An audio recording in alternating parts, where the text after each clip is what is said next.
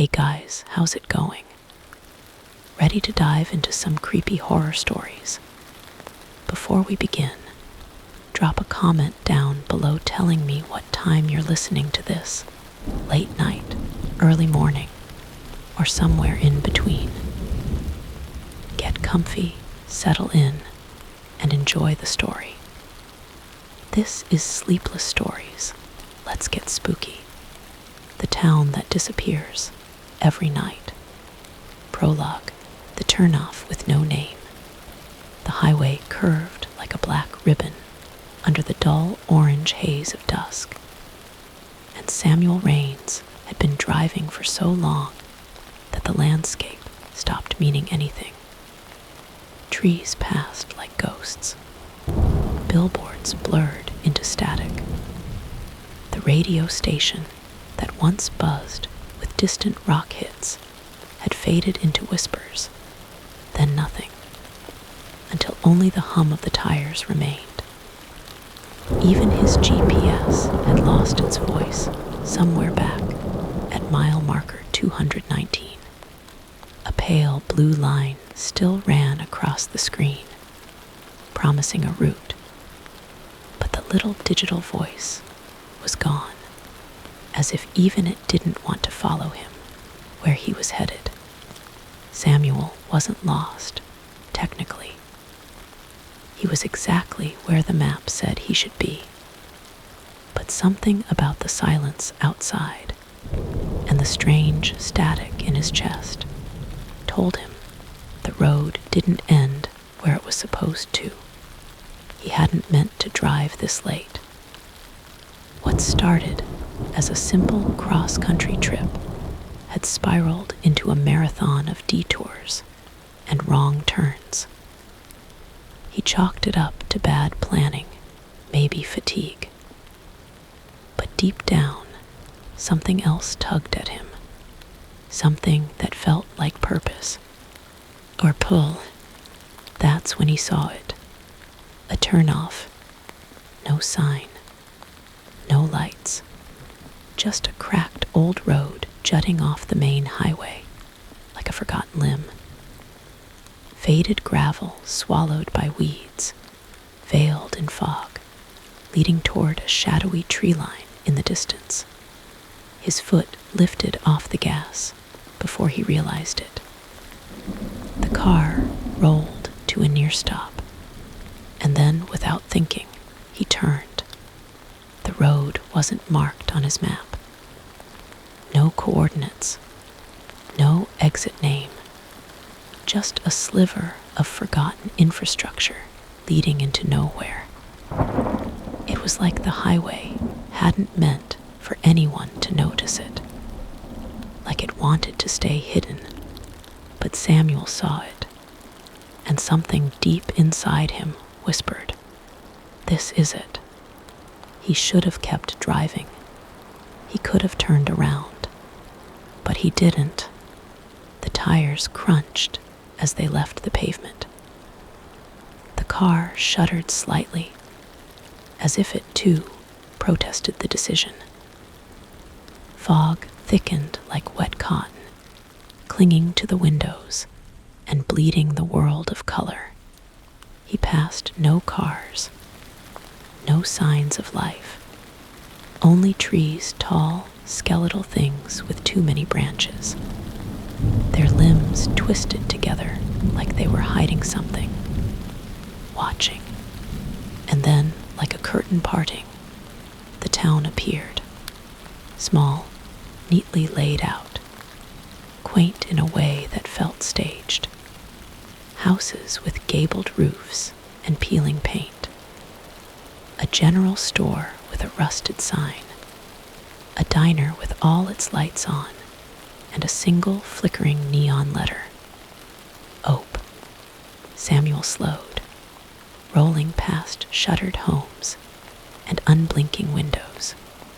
The strangest part, it looked lived in, not abandoned, not ruined, just paused, like someone hit the mute button on an entire community. Then he saw the clock tower, It stood at the town's center, rising from the mist like a spine. The hands read 806. They did not move. He parked in front of the diner. The lights inside buzzed softly. A pie sat under a dusty display case.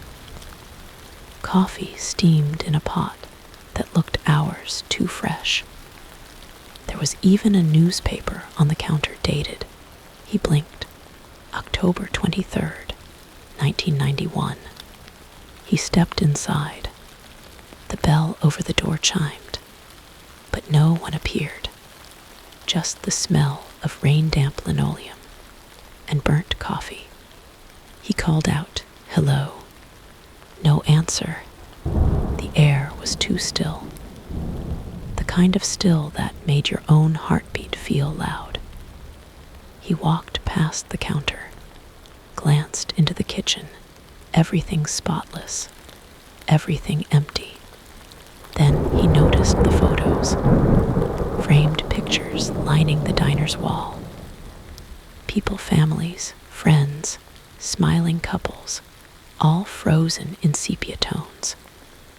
Dozens of them, maybe more, and every single one of them had his face, different clothes, different styles, some black and white, some more recent, but unmistakably him.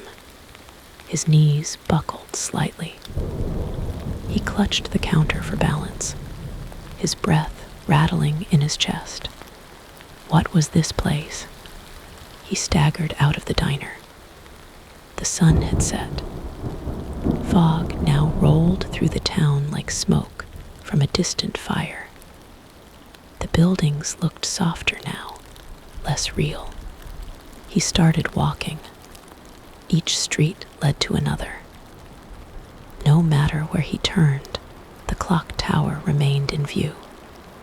It should have been impossible. He should have been walking away from it, but it was always there, centered, watching. He passed a school, a church, a gas station with pumps marked 89 cents. Every place bore that same eerie signature, stillness, without decay. Then he heard it. Footsteps. Behind him. Slow, wet, deliberate. He turned. Nothing. The fog twisted.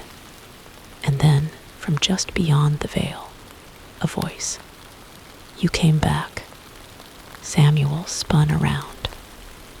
The voice wasn't familiar, but it was intimate, like someone who'd once whispered secrets to him. No one there. Another step, another whisper. "We missed you." He ran. The town blurred past in streaks of dark and light. Every door he tried was locked. Every window shuttered. The fog thickened into a wall. He kept running until his lungs screamed. And then he was back at his car, exactly where he'd started. Only the diner behind him was gone.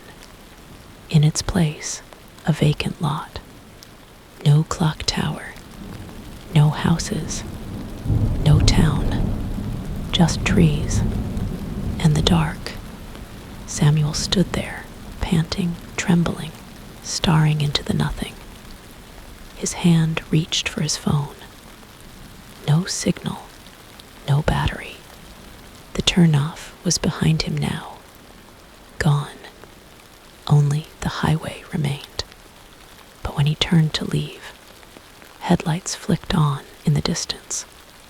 A car coming down a road that didn't exist, and a figure in the front seat. Looked just like him. Chapter 1, The Return. The highway stretched endlessly before me. A ribbon of asphalt cutting through the desolate landscape. The sun had dipped below the horizon, casting long shadows that danced across the road. My hands gripped the steering wheel tightly, knuckles white with tension. The events of the previous night played over and over in my mind like a broken record. I had stumbled upon a town that shouldn't exist, a place that seemed to have been plucked from time and hidden away from the world. The buildings were quaint, the streets eerily silent, and the people were nowhere to be found. It was as if the town had been abandoned in a hurry, leaving behind only whispers of its former life. But the most unsettling part was the feeling that I had been there before. The diner, the clock tower, the general store, they all felt familiar, like fragments of a forgotten dream. And then there were the photographs in the diner, each one depicting a version of me in different eras, different clothes, different lives. I shook my head, trying to dispel the fog of confusion that clung to my thoughts. I needed answers, and I knew I wouldn't find them on this empty stretch of highway. I had to go back. As I approached the turnoff that had led me to the mysterious town, I felt a chill run down my spine. The road was still there, just as unassuming as before, disappearing into the dense forest. I hesitated for a moment, my foot hovering over the brake pedal. Was I really going to do this? Yes, I had to. I turned onto the gravel road, the tires crunching beneath me as I ventured once more into the unknown. The trees loomed overhead, their branches intertwining to form a canopy that blocked out the moonlight. The darkness was oppressive, pressing in on all sides. After what felt like an eternity, the forest began to thin, and the town came into view.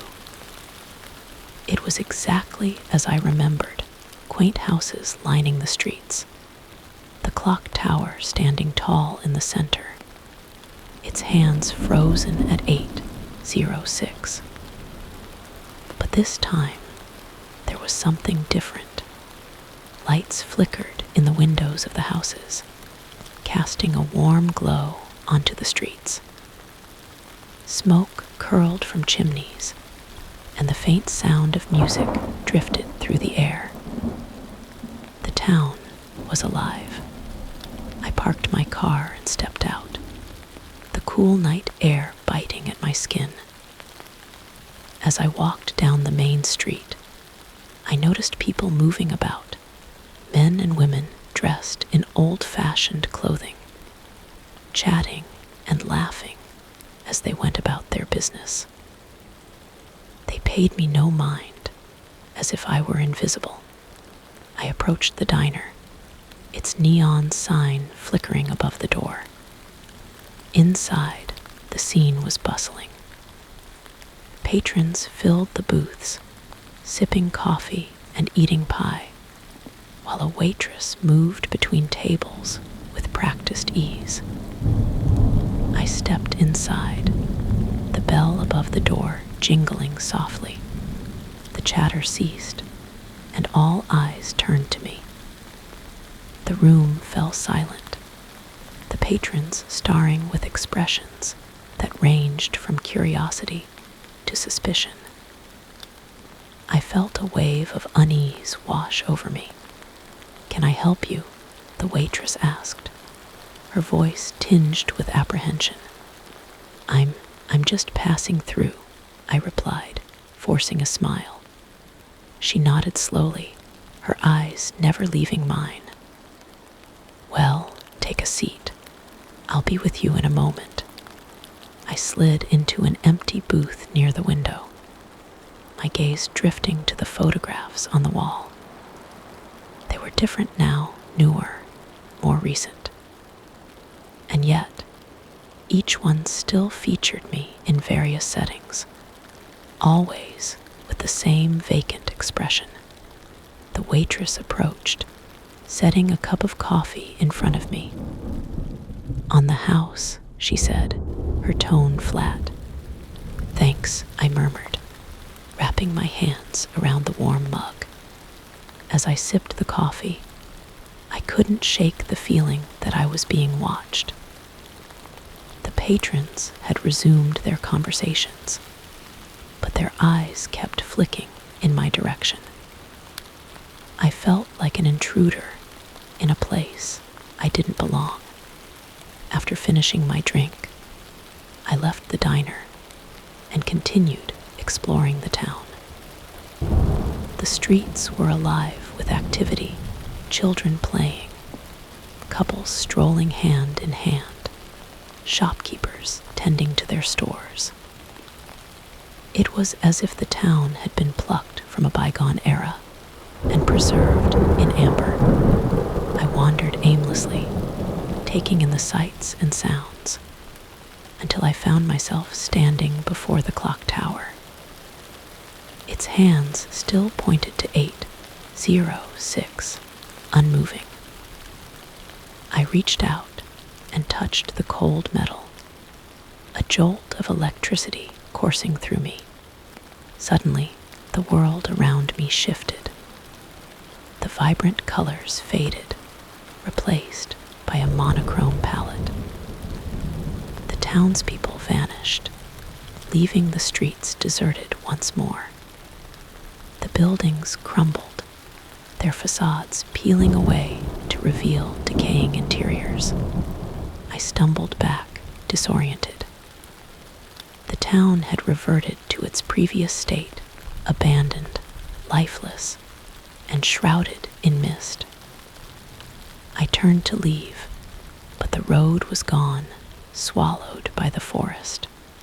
Panic set in as I realized I was trapped. A voice echoed through the air, soft and melodic. "You came back." I spun around, searching for the source. A figure emerged from the shadows, a woman with long, flowing hair and eyes that glowed with an otherworldly light. "Who are you?" I demanded. She smiled, a sad, knowing smile. "You don't remember, do you?" "Remember what?" "This place, this town. You were one of us once." "I don't understand." She stepped closer, her gaze piercing. "You left, you forgot, but the town never forgets."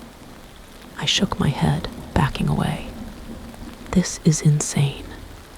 She reached out, placing a hand on my chest. "Your heart remembers, even if your mind does not. The town calls to those who belong." I felt a warmth spread through me. Memories surfacing, flashes of laughter, of shared moments, of a life I had long forgotten. But why bring me back? Because the town is dying. It needs you. I looked around at the decaying buildings, the empty streets. What can I do? Remember, reclaim your place. Restore what was lost. I closed my eyes, letting the memories wash over me. Faces, names, emotions, all flooding back in a torrent. I had lived here, loved here. This town had been my home.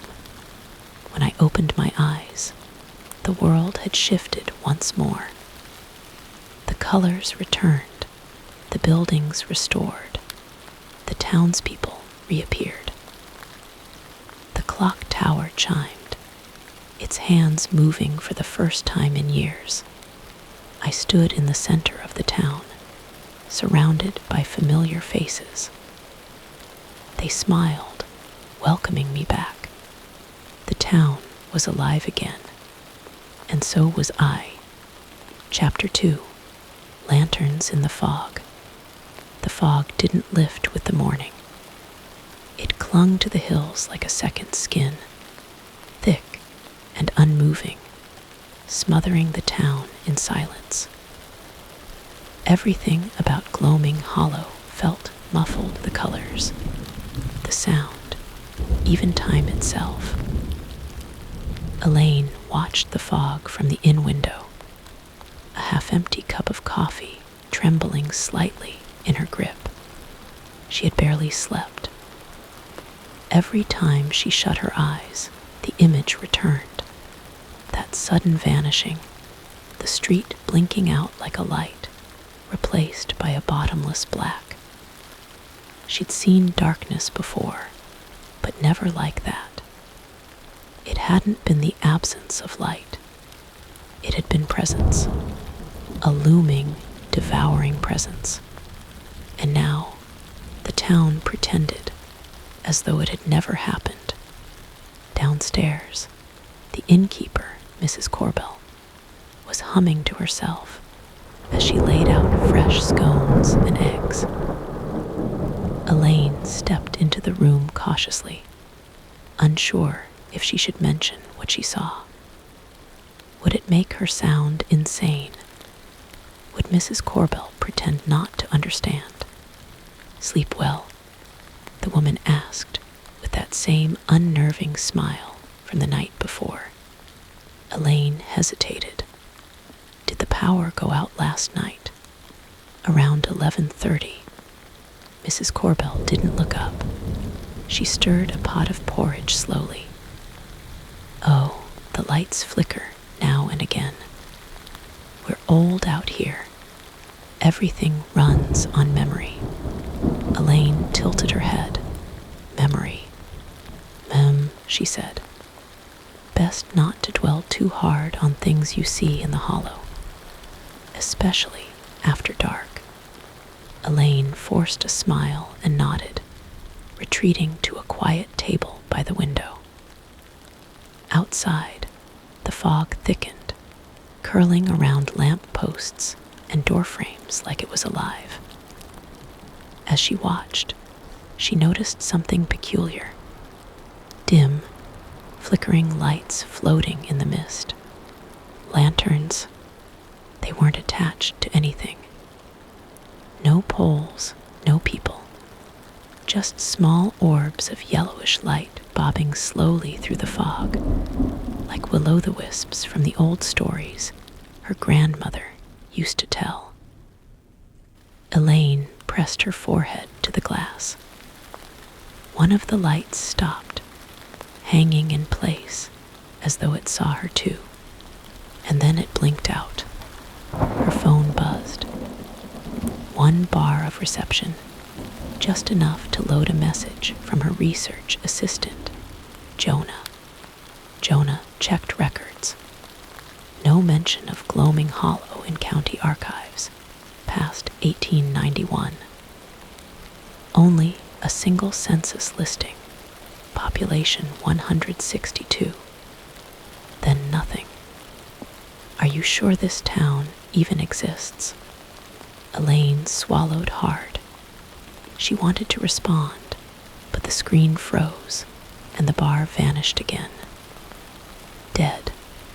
Outside, the fog parted just enough for her to see movement near the old chapel across the road. A figure emerged slowly, barely visible, cloaked, limping, dragging what looked like a long bundle of cloth. It turned its head toward her window. Even through the mist, Elaine saw no face, just darkness beneath the hood. She jerked back. By the time she looked again, it was gone. That afternoon, Elaine decided to explore. She brought a recorder, a notebook, and a flashlight, because some deep part of her instinct whispered that she'd need it long before night fell. She left the inn and headed south, where she'd seen the chapel earlier. The fog thinned as she moved. and soon the skeletal silhouette of the old wooden church came into view. The door creaked open with a reluctant groan. Inside, rows of pews lined a dust-choked aisle, all facing a pulpit that hadn't seen a sermon in decades. Cobwebs shimmered like veils in the dim light. Elaine stepped carefully inside.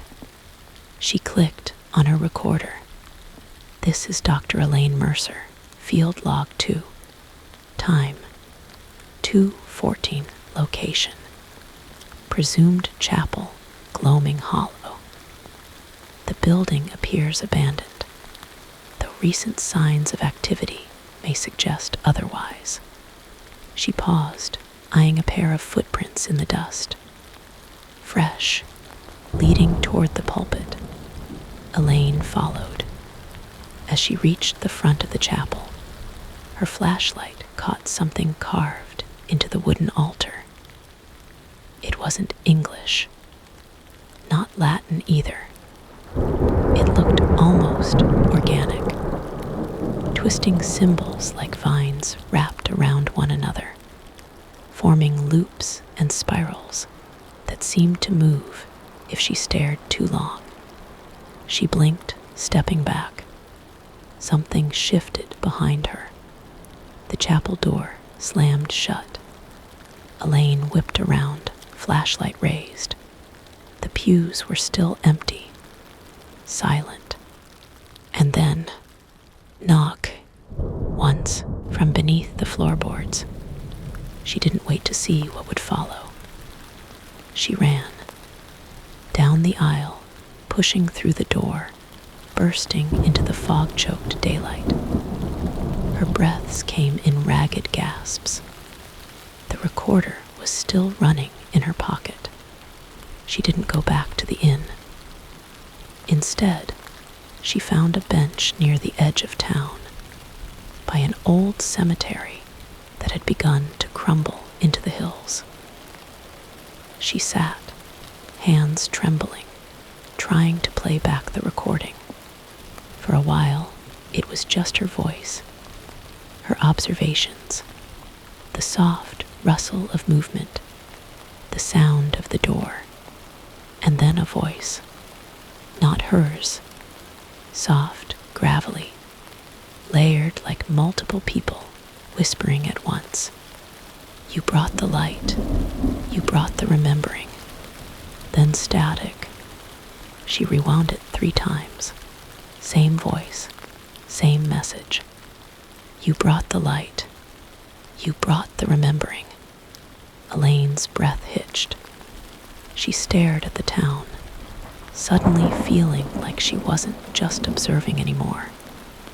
She was part of it, intertwined, a thread in a web. A distant bell rang out. 3 chimes. It wasn't a sound she expected. It didn't come from the chapel, or the inn, or any visible place at all. It came from the fog itself. 3 chimes, and then silence. Every window in town darkened at once, not like someone had turned off the lights, like the glass had gone black. Elaine stood slowly, notebook clenched in her fist. She looked back at the inn. The lanterns were returning, dozens of them, floating through the streets, weaving between homes. Some hovered by doorways. Others tapped at shutters. One drifted toward her. It paused a few feet away. Not a flame, she realized, but an eye. Round, glowing, impossibly old. Then it vanished. The fog deepened. Elaine turned and ran, following the barely visible road back toward the hills. Her boots pounded against gravel. Her breath came in sharp bursts. The town stretched impossibly now. Buildings she hadn't seen before appeared between alleys. Signs written in languages she didn't recognize swung gently from porches.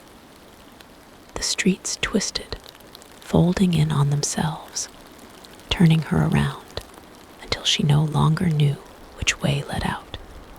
At last, she stumbled into a clearing, a circle of bare ground where the fog didn't enter. At its center stood a large stone well. A rope hung over the edge, leading into the dark. Elaine stepped closer. Her reflection shimmered in the water below, but it wasn't her. Not exactly. The face was older, paler, its eyes too wide, its smile too knowing. The reflection raised its hand and pointed. Behind her, Elaine turned. The fog parted, and the town was gone. Nothing but trees now. Dense, quiet watching. Elaine collapsed to her knees. What was this place? Not a town, not anymore. A memory, a trap, and she had brought the light. The remembering had begun. Chapter 3, The Man with No Shadow. Elaine didn't leave the clearing near the well for a long time. Not because she was trapped, at least not by anything physical, but because something inside her refused to step back into the fog. It pulsed just beyond the tree line like a living thing, heavy and moist, reeking of soil and forgotten things. Her mind kept circling back to the reflection she saw in the water. Not just older, different, distorted, not by time, but by experience. Like it had seen too much. She clutched her notebook to her chest, its pages now damp and curling at the edges. Her recorder was dead. Or maybe it wasn't. It had just stopped playing back anything she hadn't already heard. Static, gurgles, the voice again, faint and distant, always repeating the same phrase. You brought the light. You brought the remembering. Somewhere in the back of her mind, she heard her own voice answer it. Then I'll bring the rest. With trembling fingers, Elaine rose. She took one final look at the well and walked back into the fog. Gloaming Hollow had returned. Or perhaps she had returned to it. The town was exactly as she had left it, yet also not. The buildings were familiar, but their angles were off. A window too narrow, a porch too wide, a street that had once been cobbled now smooth and black. The fog was thinner, less oppressive, but still clinging to the air like breath on a mirror. People were there now, moving, smiling, talking in soft voices. Elaine blinked. For a moment, she thought she saw Jonah, the research assistant she'd left behind in reality, standing across the street. He waved, but something was wrong. His shadow was stretching the wrong way, toward the sun. She stepped forward. Jonah. The man looked up, smiled. Not Jonah. His face rippled slightly, like a mask made of fog. The smile stayed too long. Elaine stopped in her tracks. The air thickened. Another figure passed by. Then another. All smiling. All wrong. Their shadows bent in strange directions or vanished completely. She was back in the town, but she was not among the living. Or perhaps they weren't among the real. She found the library again. It was on the edge of town, a squat stone building that hadn't been there the day before. Its sign read Athenaeum of Forgetting. Inside, it smelled of mildew and iron. Books lined the shelves from floor to ceiling, their titles constantly shifting. She reached for one, and it read, Children of the Hollow. She opened it and saw her own handwriting, entries she had never written. March 17. The town breathed last night. I heard it sigh. March 22. The man with no shadow keeps following me. He hums the song from the inn. I don't know how he knows it. She flipped to the final page. March 29. If you're reading this, I'm probably still here. In some form, I think I've split. The town feeds on division. Memory breeds memory. That's the trap. Not forgetting, remembering too much. Elaine dropped the book. It vanished before it hit the floor. She ran, out of the library, into the streets. But the people were gone again. The fog had returned, but now it hummed. A low, vibratory sound, like bees in a wall. She turned down an alley and collided with a man. He didn't stumble. He didn't move. He wore a black suit, crisp and clean. His face was featureless. No eyes, no mouth, no shadow. Elaine screamed, but no sound came out. He raised a hand and pointed toward the church. Behind her, the bells began to ring. 1 chime, 2, 3. With every chime, the world pulsed. Reality thinned. She saw flashes. Herself in the mirror. Herself walking the streets. Herself asleep in the inn. Fragments, echoes, all at once. The man lowered his hand. In his other, he held a lantern. Inside it, instead of fire, was a spinning eyeball. He handed it to her. Elaine didn't want to take it, but her fingers closed around the cold iron frame regardless. He vanished. The fog cleared. The chapel stood before her again. She entered. This time, the altar was covered in books, dozens of them, all her own journals, every page she'd ever written, each one documenting a different version of her journey. In one, she never made it past the inn. In another, she was born in Gloaming Hollow and had never left. In another still, she was the innkeeper, smiling, stirring porridge. Elaine backed away. The bells rang again. This time 4 chimes. The room began to melt. Not metaphorically. The wood ran like wax. The air shimmered. The fog became liquid. And then she woke up. She was in a bed, soft linen, dim light, the inn. Mrs. Corbell was by the window, humming. Morning, dear. Did you sleep well? Elaine sat up slowly. How long have I been here? Oh, Mrs. Corbell smiled. You just arrived last night. Came in right before sunset. Said you were here to study the fog. Elaine looked down. Her notebook was on the bedside table. She flipped it open. Blank. The pages were blank. Outside the window, fog drifted lazily through the trees. The bell rang. Once, twice, 3 times. Elaine whispered to herself. You brought the light. A pause. A knock on the door.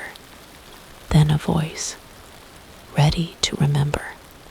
Chapter 4, The Record Keeper. The trees didn't sway in the wind. Because there was no wind, Elaine stood at the edge of the clearing, her knees pressed into the mossy ground, eyes still locked on the well. The reflection had vanished, as had the face that mimicked her own. But the unease it left behind seeped into her bones like cold water. She had to get out of the clearing, out of the forest, back to what was left of the town, if it even existed anymore. She turned and began walking. Her compass spun uselessly in her hand. The road she had followed was gone, devoured by the fog and trees. Every few feet, she glanced behind her, half expecting the well to be there again, waiting for her like it had moved to. It was almost an hour before the forest changed. The trees began thinning, their trunks widening and splitting like veins bursting under skin. Some were hollow, their insides scorched. Others bore carvings, words, dates, strange faces scratched with frantic precision. At the base of one, a name had been burned into the bark in blocky, angry strokes. George Mercer. Elaine froze. Her grandfather's name. She hadn't told anyone that. Not even Jonah. She reached out, fingers hovering just above the name, before pulling back. The tree was warm. That's when she saw the building. Nestled between the roots of an impossibly large oak was a small structure made of stone and rusted metal. It looked like a root cellar or a storm shelter, half sunken into the earth, with a rusted door that hung slightly ajar. Carved above it was a plaque so weathered she could barely make out the words. The Record Keeper. Elaine hesitated only a moment before stepping down toward it. The air grew colder as she approached, and with every step, she felt a pressure building in her chest, like she was walking underwater. The door creaked open easily. Inside was pitch black. She clicked on her flashlight. It wasn't a cellar. It was a library.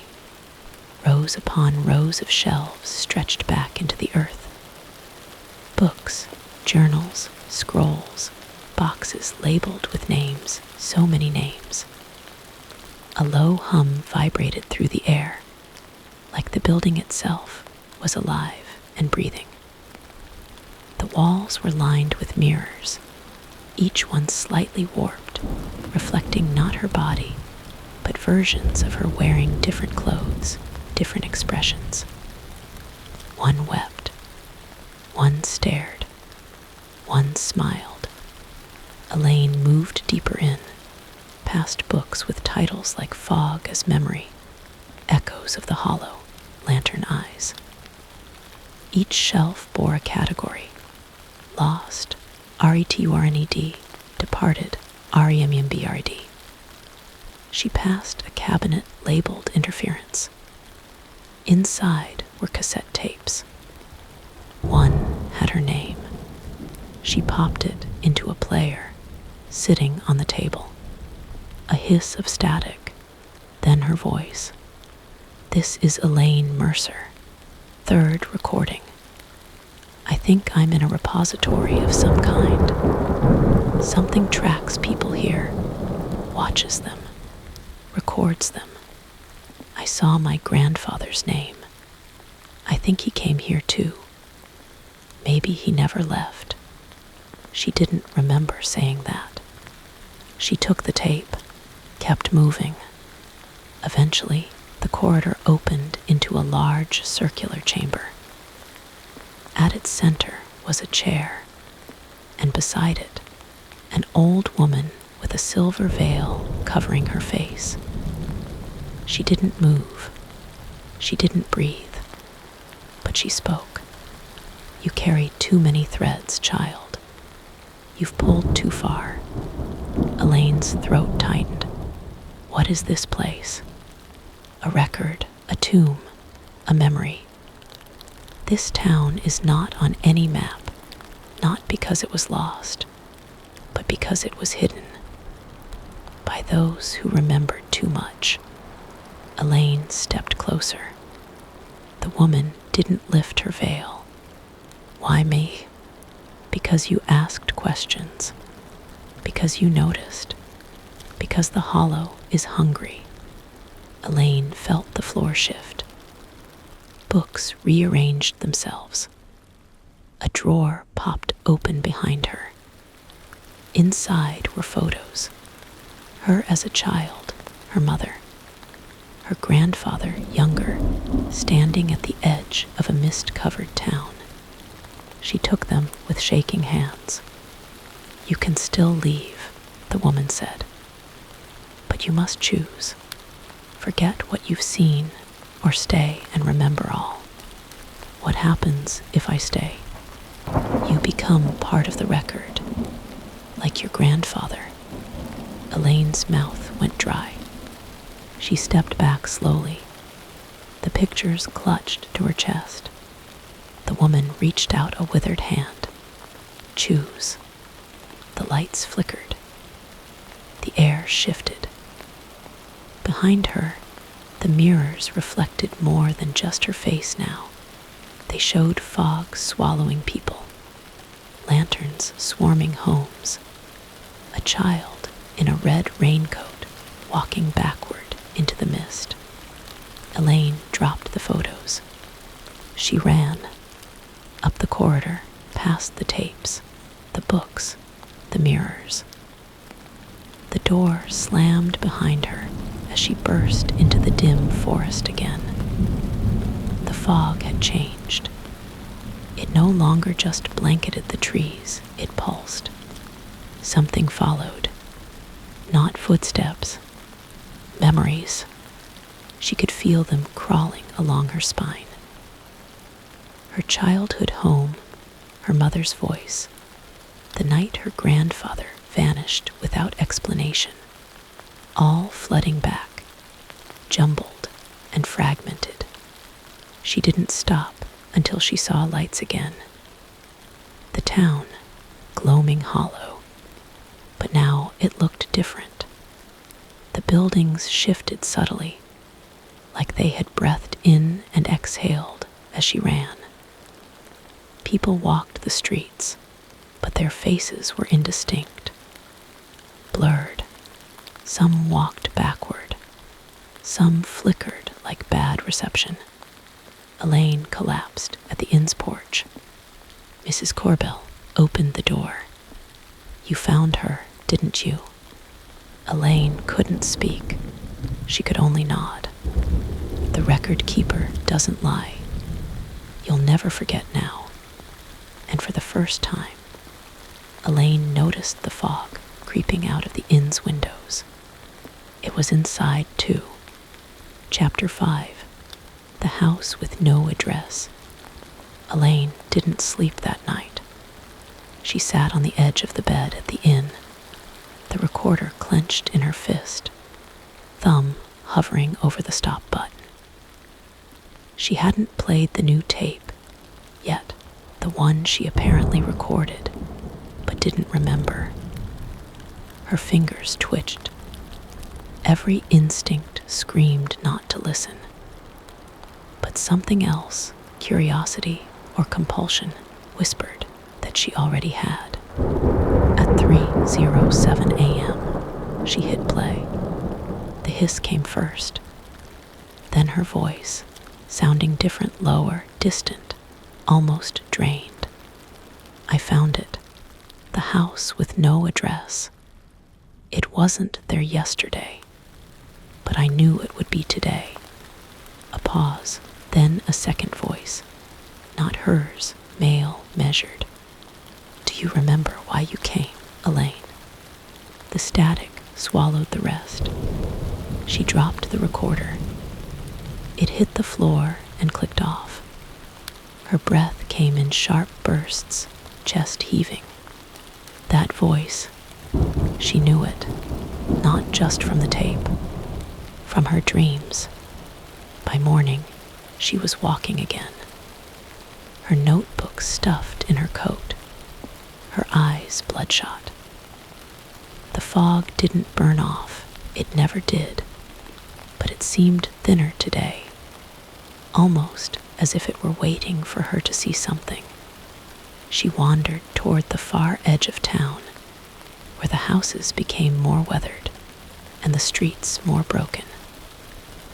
Windows were boarded up, paint peeled like skin, and yet none of the buildings felt wrong until she found the one that wasn't there yesterday. It stood between two narrow cottages, its roof sharp, angular, blackened bricks. No number on the mailbox. No path leading up to it. Just a door, too tall for the frame, too wide for the house, with a tarnished brass knocker shaped like a mouth.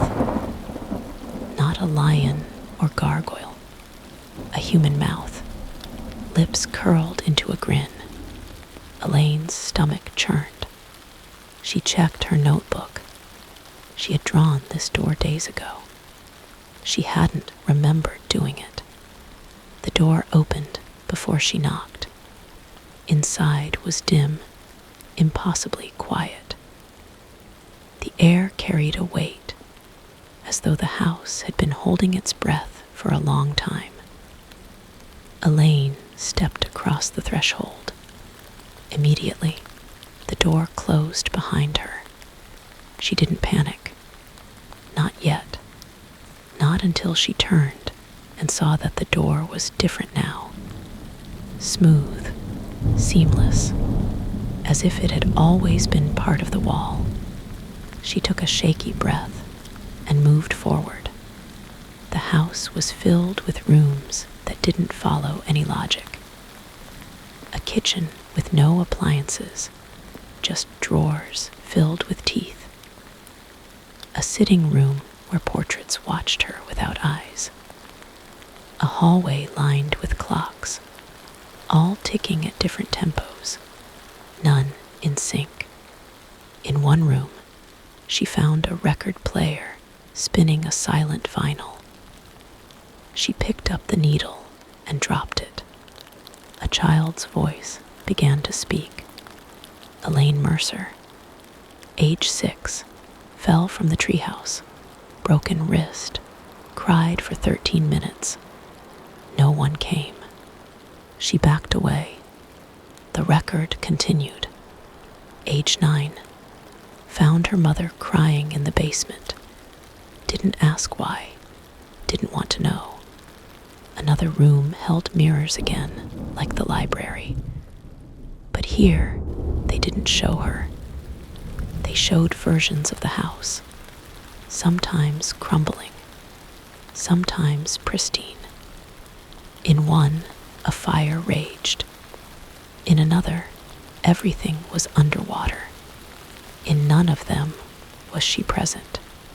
She moved onward, up the stairs. The steps seemed to grow longer beneath her feet.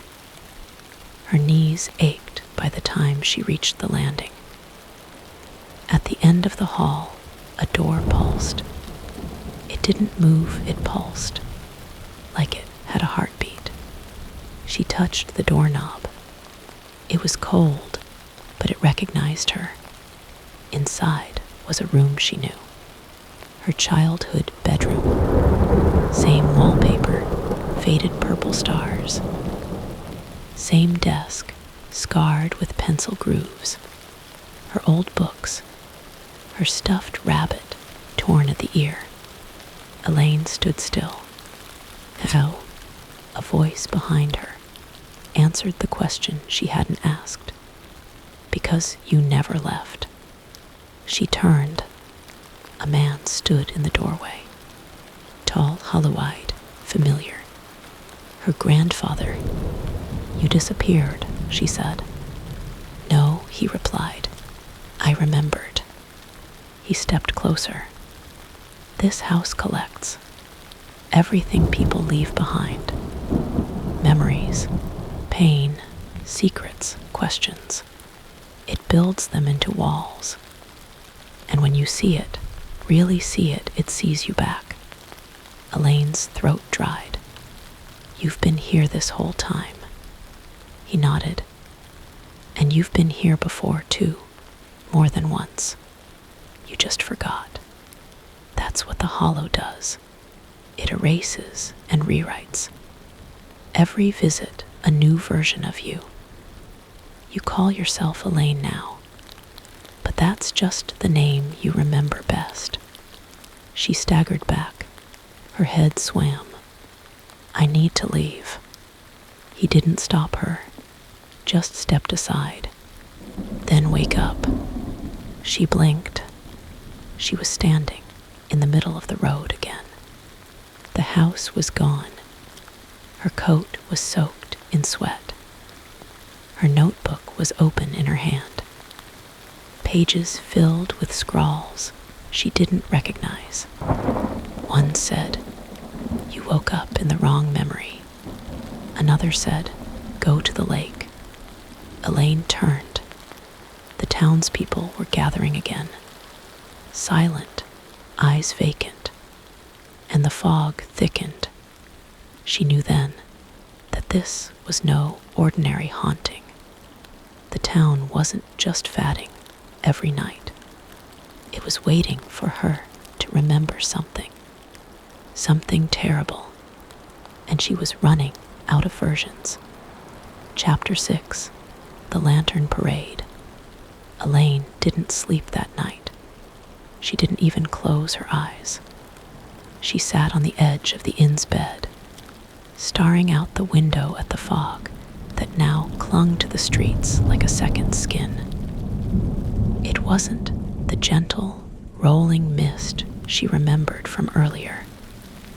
It shimmered faintly, as though lit from within, pulsing, breathing, watching.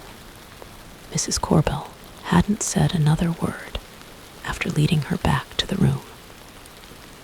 Just handed Elaine a cup of tea she never touched and disappeared down the stairs. The photos she had dropped in the record-keeper's den were somehow back in her pocket. She hadn't picked them up, she was certain. And yet here they were warm, like they'd been resting against skin. She laid them on the bed, one by one, her hands trembling. Her mother as a teenager, her grandfather standing at the edge of the well.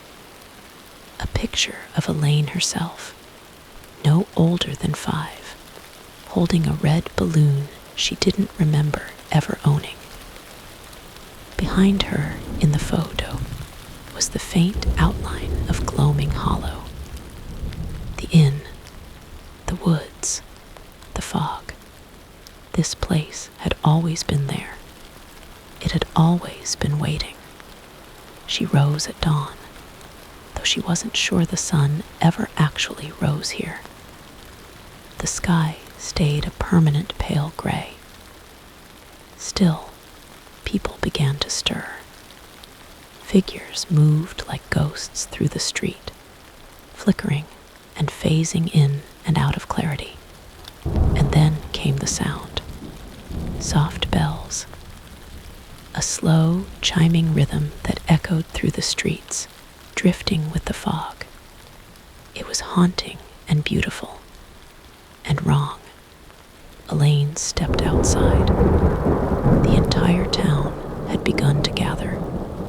Men and women emerged from their homes, children trailing behind them. All of them wore robes of dark green fabric that shimmered slightly, as if woven from the fog itself. They carried lanterns, glass spheres on long poles, each filled with a pale orange flame that didn't flicker in the breeze. It was the lantern parade. Mrs. Corbell stood beside Elaine now, dressed like the rest. She held out a robe and a lantern to her without speaking. Elaine hesitated. "What is this?" "A remembering," the woman said softly. "It comes every year, or every night. Depends on how long you've stayed." Elaine took the robe, slipping into the cool fabric, and followed the crowd as they began to walk, not through the main street, but toward the woods, toward the fog. They didn't speak, just moved. At the edge of the trees, the path opened wide into a forest clearing, and at its center, a massive structure of wood and stone, a towering effigy shaped like a person, faceless and crude, but unmistakably human. The crowd formed a circle around it. One by one, each person stepped forward and whispered into their lantern. The flame changed colors, green, blue, violet, and then they placed it at the effigy's base. Elaine watched. When her turn came, she didn't know what to say. She raised the lantern to her lips and said the only thing that came to mind. "I don't want to forget. Not again." The flame flickered, turned white, almost clear. She placed it with the others. Then the bells chimed again. The effigy burst into flame, but the fire didn't burn like normal. It spiraled upward, slow and elegant, curling in patterns that seemed to form letters, symbols, names. Elaine's mouth went dry as she recognized them. Some she'd seen in the record keeper's hall. Others were names she hadn't thought about since childhood. The flames whispered. Words, phrases, lullabies, screams. And then she saw herself, not in the fire, across the clearing, among the crowd. A girl, young Elaine, hair in braids, red balloon in her hand. She didn't blink, just stared and smiled.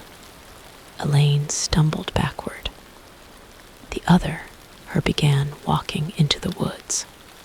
She followed. The forest swallowed sound. Even the bells disappeared behind her. Trees leaned in like eavesdropping giants. The fog thickened with every step, wrapping around her legs like roots. But the girl always stayed in view, always just out of reach. Elaine called out. No answer. Finally, the trees opened into a clearing. The girl stood beside the well, the same well from before. Elaine approached slowly. The girl looked up. Her face changed, shifted, aged. She wasn't a girl anymore. She was a reflection, Elaine's reflection. "Why are you doing this?" Elaine whispered. "To make you remember," the voice replied. "You've forgotten too many times. I don't understand." The reflection smiled, sad and knowing. "You will." Then the fog surged, and everything went white. Elaine awoke in her room, in the inn. The bed was made, the fire was out, the window was open. A single lantern sat on the nightstand, still glowing, and carved into the glass, in looping, elegant script, "You chose to remember." Outside, the fog pulsed gently. The parade was over, but Gloaming Hollow had never felt more awake. Chapter 7. the unfurling. The next morning, the town of Gloaming Hollow was unnaturally still. Elaine stood at her window, wrapped in the same green robe from the lantern parade. She hadn't taken it off. Couldn't. The fabric hummed faintly, like it was still holding something, an energy, a memory, or perhaps someone else's voice.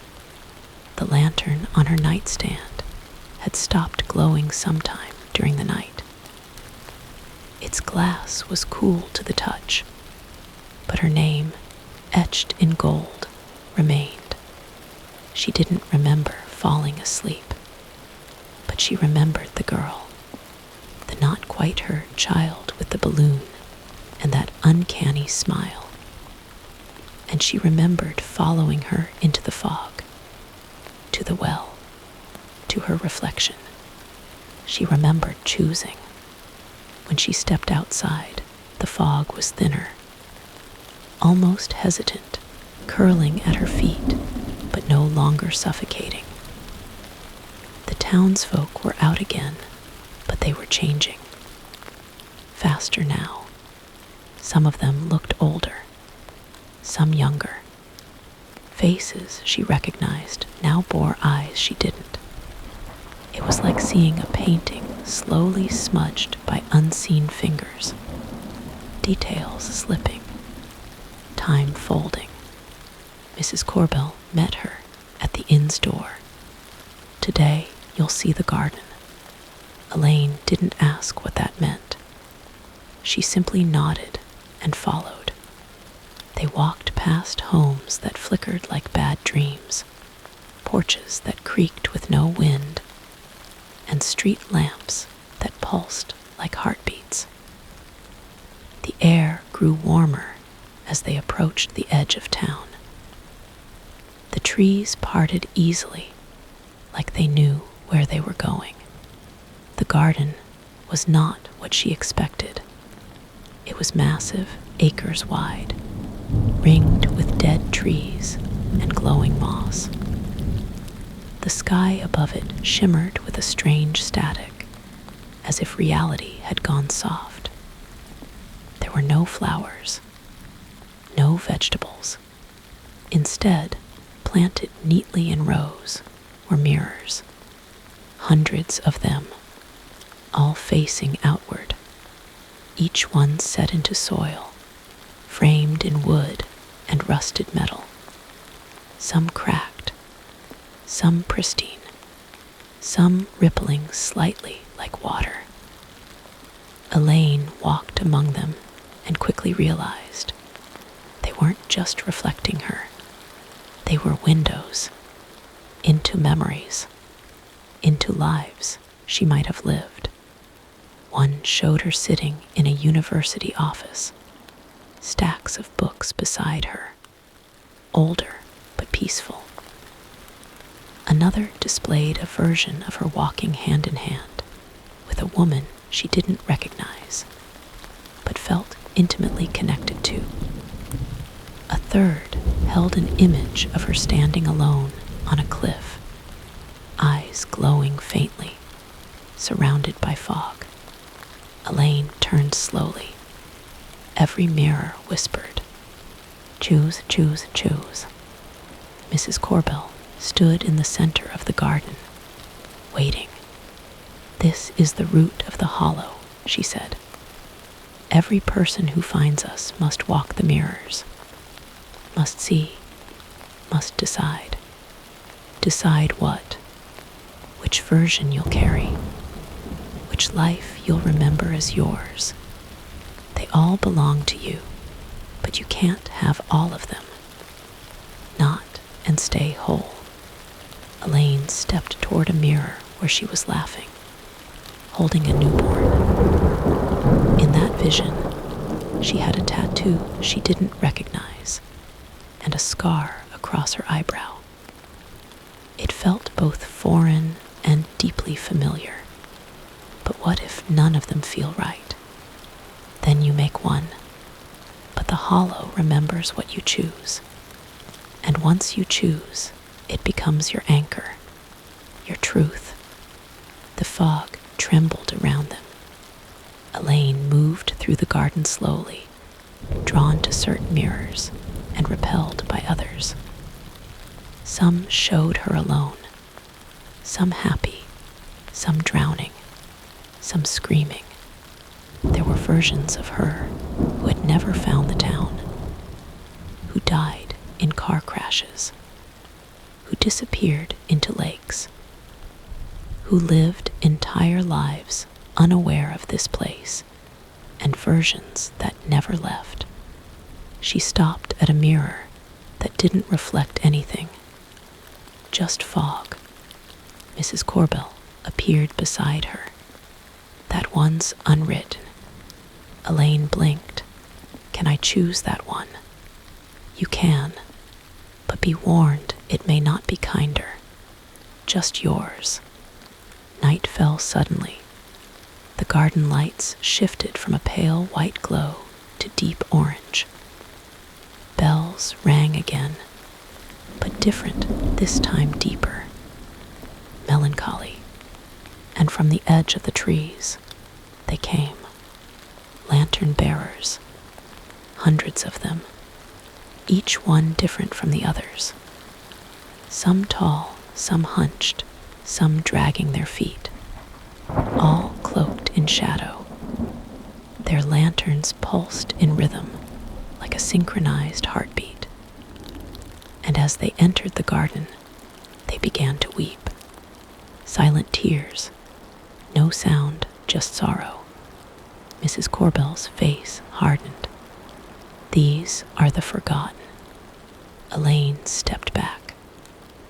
The bearers walked among the mirrors, but were not reflected in any of them. They chose, and then they tried to forget. The hollow won't allow that. One of the figures stopped in front of Elaine. A man, tall and skeletal, face obscured by a hood. He held out his lantern. Inside it burned a photograph of her. Why does he have that? Because you were his anchor once, before he let it go. Elaine reached out, but the man turned and dissolved into the fog. She fell to her knees. How many? She asked.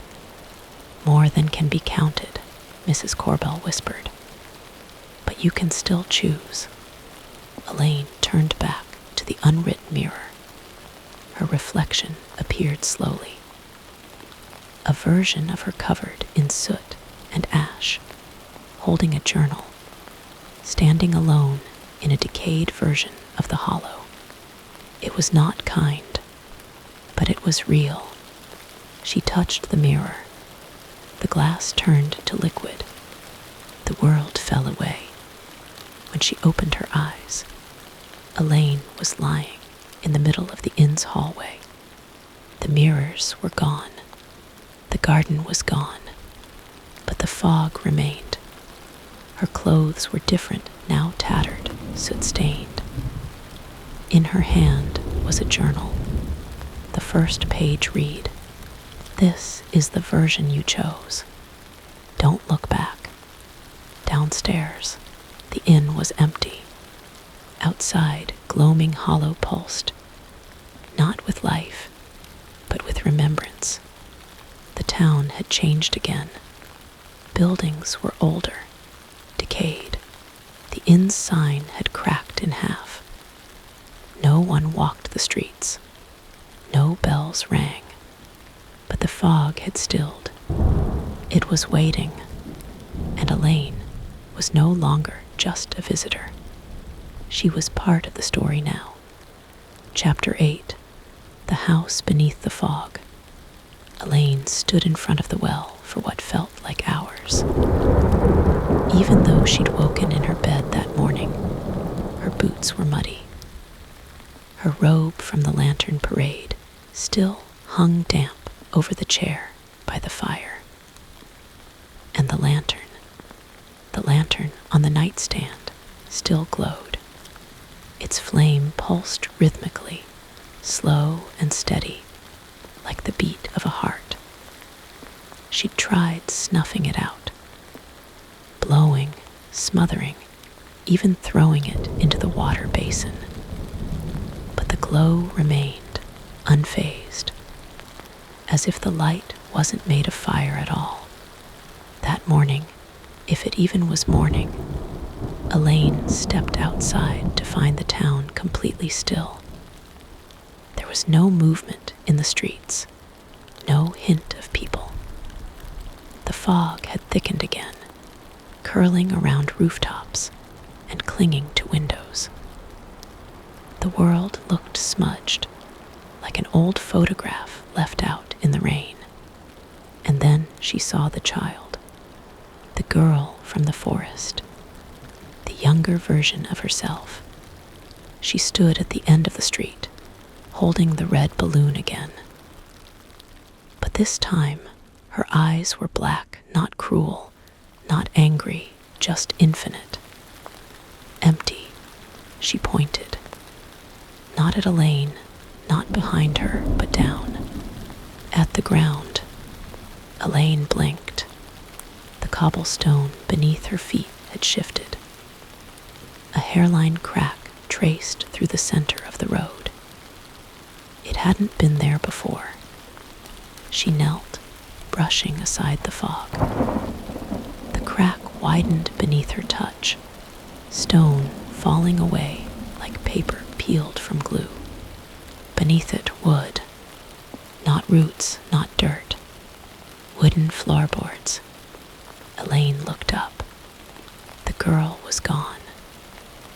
Only the balloon remained, drifting slowly into the mist before vanishing altogether. She knelt again and pressed her palm to the boards. A house. There was a house beneath the town. The record keeper's hall had changed. She returned midday, though again, there was no sun to mark time, and found the entire interior rearranged. The shelves twisted at odd angles, hallways bent into impossible curves. She swore she walked a straight line for 5 minutes and ended up back at the entrance. But there, on the central table, lay a single open book. Its pages were blank, except for one line. "You left her there." Elaine slammed the book shut. "Left who?" she asked aloud. The room echoed her voice back distorted. "Left who, Holift." Then silence. But beneath the silence, a creak, a groan, floorboards. She turned. A staircase had appeared against the far wall. Not grand or ceremonial, just narrow wooden steps leading downward into pitch darkness, lit only by the faint glow of her impossible lantern. Elaine hesitated, then descended. The stairs wound tighter the deeper she went.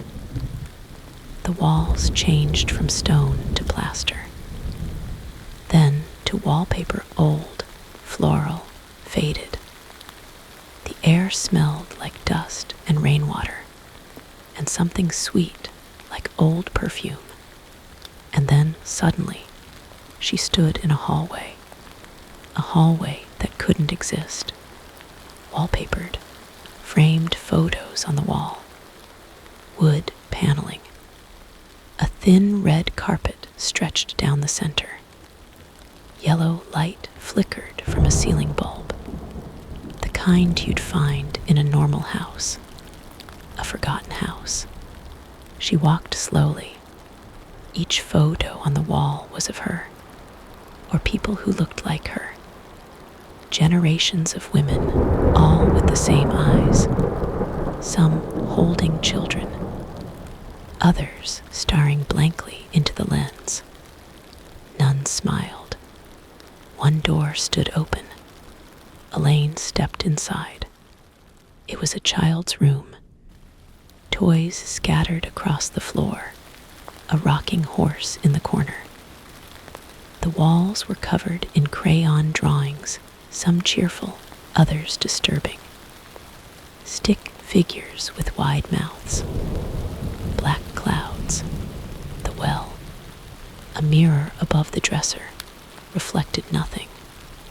No Elaine, just the room. She stepped closer. The mirror shifted, wavered, then showed something new. A girl. The girl. She sat cross-legged on the bed, hugging the red balloon. Her voice came through the glass, not muffled, but clear. Too clear. I waited, she said. Elaine's mouth felt dry.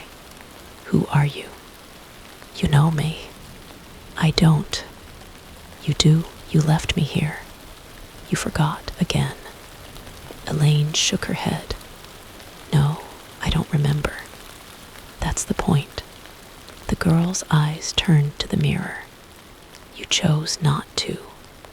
The mirror began to ripple, like water, and the girl, her stepped through. Elaine staggered back as her younger self landed on the floor in front of her. But it wasn't a child anymore. It was something else. The girl's body aged rapidly, skin stretching, cracking, folding like paper, until what stood before her was not a child or a woman, but a shadow. Elaine ran. She fled the room, down the hallway, through another door, any door. She found herself in a living room now. Dust-covered furniture. A television still playing static. A fire burned in the hearth, though there was no heat. On the mantel, a photograph of her parents. They shouldn't be here. They were gone. They'd died before she came to Gloaming Hollow, before she found Gloaming Hollow. Except, had she always been here? She grabbed the photo. Her hand passed through it. The fire went out. All the lights went out. Footsteps echoed above her. From the ceiling, heavy, deliberate. Elaine looked up. Then, without warning, the ceiling cracked open like a rotted shell, and the house above fell into the house below. She woke on the floor, wood beneath her again, but not floorboards, not the house. She was back in the town. The streets were whole. The fog had cleared just slightly, enough for her to see figures in the distance, people moving about as if nothing had changed, as if none of it had happened. But the ground was still warm. She knelt, touched it. The wooden planks were still there, still beneath it all. Mrs. Corbell found her an hour later, sitting cross-legged in the square, staring at the ground. You went too deep, the woman said quietly. Elaine looked up. Why didn't you stop me? Mrs. Corbell sighed. Because sometimes the only way forward is through. You know that. I don't remember. You will. Behind them, the record keeper's hall chimed its low, echoing bell. Another remembering was about to begin. Elaine stood slowly.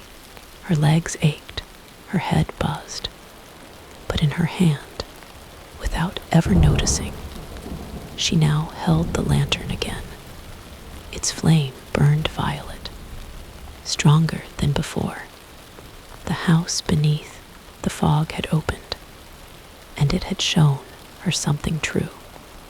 But truth, like memory, was a dangerous thing in Gloaming Hollow, and the fog was far from done with her. Chapter 9. The Names We Forget. Elaine didn't speak for a long time. The town resumed around her, as if the last few nights hadn't happened at all. Shopkeepers swept their porches. The windmill creaked in the distance. Children played beneath trees that hadn't been there yesterday. A man whistled a tune she swore she heard in a dream once, but couldn't place. Everything looked the same, but nothing felt real. Her lantern had changed. That much was certain. The flame inside no longer flickered, it hummed. Soft, low, almost musical. It cast no shadow. And sometimes, just sometimes, she caught glimpses inside it. Shapes, people, reflections of moments that might have been hers, or might have belonged to someone else entirely. She found herself walking to the inn's garden without thinking. The path guided her more than her own will. The air grew colder as she approached the gate, the fog rolling in like water through a broken dam. The trees whispered, not with wind, but with voices. Names, familiar ones. She heard her mother's name first, then her grandfather, then her own, spoken like a question, like a warning. She stopped at the base of the tree with the twisted trunk, where she'd seen her childhood self once before. Something was carved into the bark now. Rough, deep letters, etched by an unsteady hand. Remember me. Elaine reached out to trace the letters.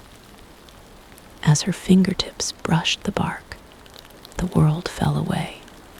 The garden dissolved, the fog surged, and she was somewhere else entirely. It was night again, but the sky above was wrong. No stars, no moon, just swirling gray clouds like ash suspended in ink. She stood in a field outside Gloaming Hollow, but an older version. The buildings were shabbier. The trees were different. The paths unpaved. It wasn't just a vision of the past. It was the past. She heard voices, laughter, singing. People gathered around a bonfire in the town square. Figures she recognized, but couldn't name. One woman looked like her aunt. Another like herself, only different. Her eyes were greener, her smile more forced, but her face was unmistakable. Elaine walked among them, invisible. No one looked her way. They were all too busy placing objects into the fire, keepsakes, letters, photographs. One man tore pages from a journal and tossed them into the flames. The smoke spiraled upward, carrying words that vanished in the air. It wasn't a celebration. It was a purging. Each person whispered something before they let go. Elaine leaned close to listen. I release you. I forget. I let it go. One woman knelt, placing a doll into the blaze. I never had a daughter. Elaine staggered back, horrified. She tried to speak, to scream, but her mouth made no sound. The fog rolled in again, covering the fire, covering the people, covering everything. And then she was back, standing in front of the inn. The tree was gone, the garden empty. Only the fog remained. She went to the record keeper. This time, she didn't ask for permission. She pushed the door open, marched through the ever-shifting shelves, and shouted, "Show me what was taken. Show me the memories that were burned." The record keeper was waiting. not in his usual desk, but by a mirror in the back corner. It was tall, old, framed in carved bone.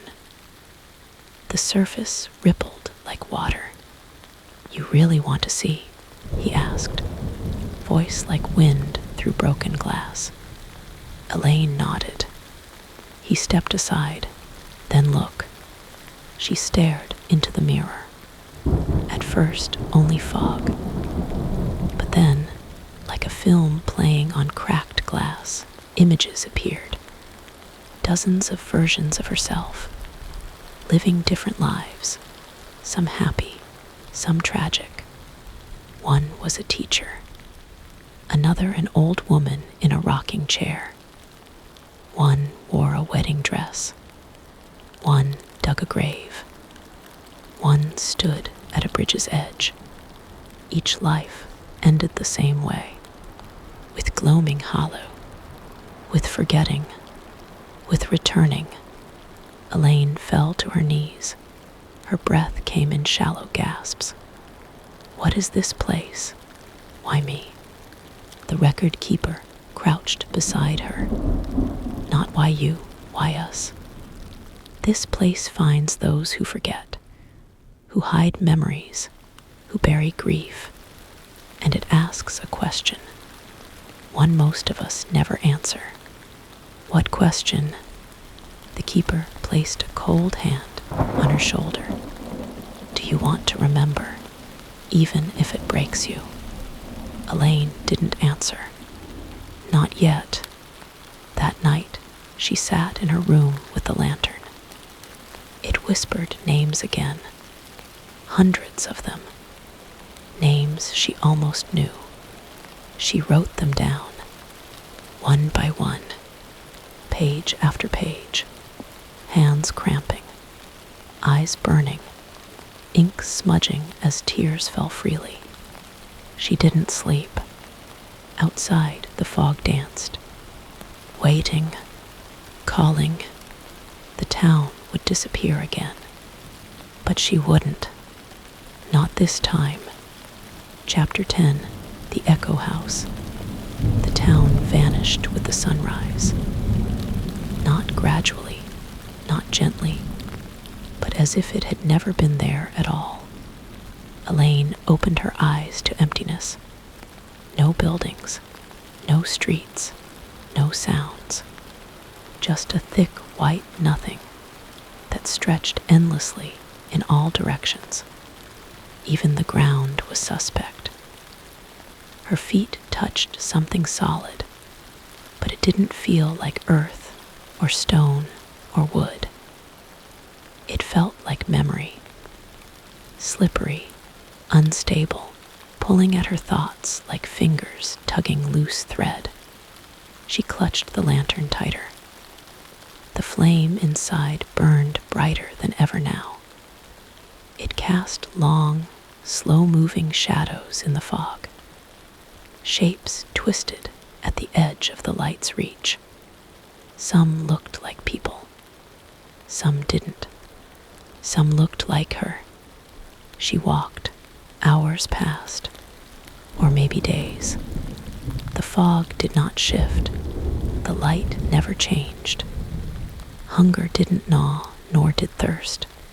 She was suspended. Finally, after what might have been an eternity, a sound. A single chime.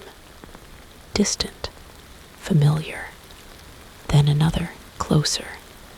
A third, just behind her. She turned. The house was there. Not a house. The house. The one she'd seen under the town. The one buried beneath the parade. Beneath the well. Beneath her own thoughts. It was no longer buried. It stood tall and wrong before her, windows like eyes. Roof slanted in ways that denied geometry. Its wood pulsed faintly, breathing. Its chimney exhaled fog. The door was open. Of course it was. Elaine stepped inside. The foyer was endless. Corridors stretched out in all directions, defying architecture. Staircases curled into the ceiling, then back to the floor. Mirrors lined the walls, but none of them reflected her. Each showed a version of the house she had not yet entered. One was on fire. One was underwater. One contained no furniture, only books. Thousands of them, all bound in skin. A whisper came from the walls. You were always here. Another followed. You never left. Elaine pressed forward. The rooms changed as she moved through them. One was a hospital ward, fluorescent lights flickering above empty beds. Another was a nursery, every toy staring at her with button eyes. A library came next, shelves of books screaming as she passed. She stopped in a room made entirely of glass. The floor, the walls, the ceiling, all transparent. She saw herself below, above, infinite versions of her wandering the halls. Some noticed her, some didn't. One pounded the glass, eyes wild with desperation. Another just smiled. It was the girl again, the one with the balloon, except now she held two, one red, one black. Which one will you take? She asked, voice echoing through the glass. Elaine didn't answer. She walked on. She came to a room with no door, only a mirror. It was cracked, and on its surface, scrawled in something dark and flacking, were the words, "Speak your name." Elaine hesitated. She hadn't heard her name spoken in days. Maybe weeks. Maybe not at all since she arrived in Gloaming Hollow. Maybe she'd forgotten it. Maybe she'd never had one. Her lips moved. Elaine. The mirror didn't shatter. It inhaled. The fog around her surged inward, sucked into the glass. Her reflection stared back at her for the first time since she entered the house. But it was not alone. Cora stood beside her. Then Elias. Then all the other selves. Dozens, hundreds, all packed into the reflection, staring out with the same eyes. Her eyes. They spoke in unison. We are you. The mirror fractured again. But you are not us. It shattered. Darkness poured out. Elaine was thrown back into the hall. She landed in water. Icy deep black. The hallway was gone. The house was gone. She was in a lake with no shore. The lantern floated beside her, flame still burning beneath the surface. She swam. There was nothing to swim toward. But eventually, her fingers touched wood. A dock. She pulled herself up. A small rowboat waited. Inside it, her journal. The one she hadn't seen in weeks. The one she'd written her dreams in. Her nightmares, her names. She opened it. Every page was full, written in dozens of hands. All hers, all saying the same thing. Find the echo, follow the name. She stepped into the boat. It drifted without direction. Hours passed. She saw towns beneath the water. Places she knew but didn't remember. A classroom, a church, a hospital, a graveyard. Faces floated just below the surface. Each one almost her. Each one almost real. The water began to glow, and then land. The boat scraped against shore. She stepped out. The fog lifted. She stood again in Gloaming Hollow. But it was different now. The buildings looked older, the trees taller. The people moved slowly, deliberately. They all turned to stare at her, not in fear, not in welcome, in recognition. She knew this place, and this time it knew her too. Mrs. Corbell waited at the inn steps. "You found the echo," she said. Elaine nodded. "I saw the house, the mirror, the other me's." "And what did they tell you?" Elaine looked down at her lantern. Its flame now pulsed with every heartbeat. "They told me the truth." Mrs. Corbell smiled. "Good, you'll need it. The remembering isn't done." She handed Elaine a folded piece of paper. A name was written on it. Elaine's name, but not the one she remembered. The one she'd forgotten. The one the town had taken. The one the house had whispered back. Chapter 11. The fog knows your name. The paper trembled in her hand. The ink still wet, impossibly fresh despite how long it must have sat tucked away in Mrs. Corbell's palm. It was not the name she had been using, the fragile identity she had clung to since arriving in this shifting place.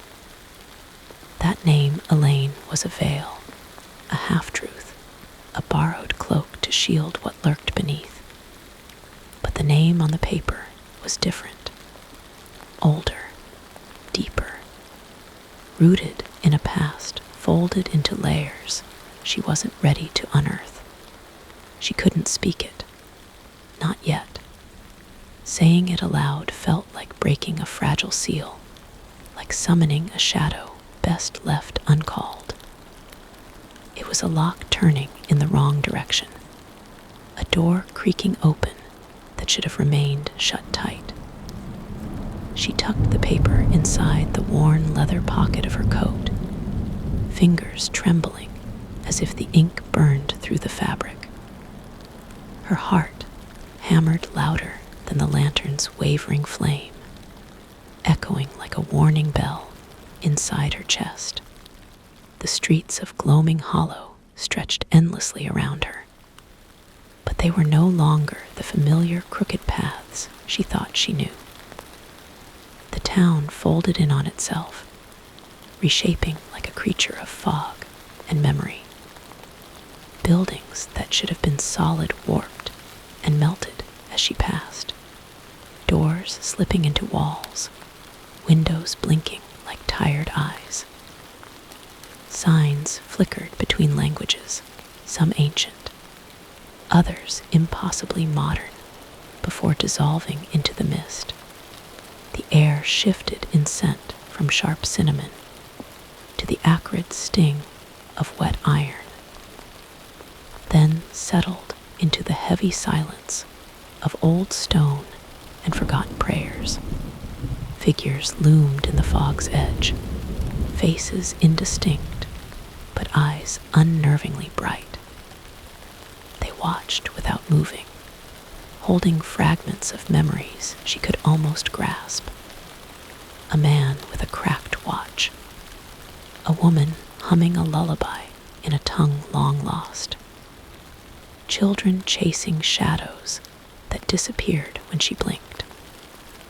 Their presence was both invitation and warning, threads pulling her deeper into the maze.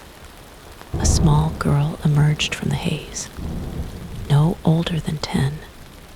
Her dress, a patchwork of shifting newspaper clippings, headlines twisting as she moved. The girl's eyes were too knowing, too ancient for someone so young. "Do you know your name yet?" she asked, tilting her head in a way that felt both curious and accusing. Elaine hesitated. The weight of that question was like the fog itself, thick, pressing, inescapable. "I think so," she whispered. "Then you better hurry." Why? Panic began to coil tight in her stomach. The girl's gaze drifted past her, toward the distant horizon. The fog swirled into a black shape, immense and writhing, moving with a terrible, patient intent. Because it knows too. The fog was no longer just mist or vapor. It had substance, shape, will. It had learned her, studied the fissures in her mind and heart, memorized her fractures. It was hunting what she had tried to bury. She ran. Her boots pounded uneven rhythms on cobblestones that flickered between ancient ruin and modern decay. For every street she crossed, two more split off from the shadows. The town's geometry was a cruel puzzle, impossible to map or escape. Her breath tore through her chest in ragged gasps. Her feet bled through thin soles. The lantern flickered in her shaking hand, a pale star in the encroaching darkness. A bell tolled in the distance. Then another, deeper and closer. A third, a sharp clang rattled the windows of a bakery beside her. She paused, staring through the fogged glass. The baker's reflection stared back, but it was not her own. The woman behind the glass was older. Her face creased by years Elaine did not recognize. Her hands, dusted with flour, moved with practiced grace. A locket shaped like an eye hung around her neck, catching the fading light. When the baker looked directly at Elaine, her lips moved silently. "Don't forget." The glass cracked, the spiderweb fracture spreading fast. The door swung open without a touch. The scent shifted, not warm bread, but cold stone and shadowed wood. Elaine stepped inside. The bakery was no longer a bakery. Walls shifted again, morphing into the church from her childhood. Then the high school auditorium, where she once stood beneath harsh fluorescent lights. The floors changed beneath her feet, tilting and twisting. The air smelled of mildew and old paper, the echo of forgotten prayers and whispered confessions. Ahead was a long hallway lined with photographs. Each frame held a different face, her face, but every one was a version of a life she hadn't lived. In one, she smiled, cradling a laughing child. Another showed her with a shaved head, staring defiantly at a hospital window. A third caught her behind prison bars, hands clenched against the cold steel. Yet another wore a wedding dress stained with dark, dried blood. The photographs were windows into fractured realities, possibilities, regrets, futures erased or rewritten. She moved past them, heart heavy with each step, until she stopped before the final door. It was made of bone, cold, brittle, and somehow pulsing with a silent heartbeat. Her hand hovered inches from the handle. A voice whispered from the darkness behind her, "You don't have to." She turned, meeting a flickering, glitching figure. Elias, Cora, both neither. Their face shifted like a broken signal. Eyes glowing dimly, features blurring in and out of focus. They extended a hand, offering escape, oblivion. You can forget again. Let the fog have it. Start over.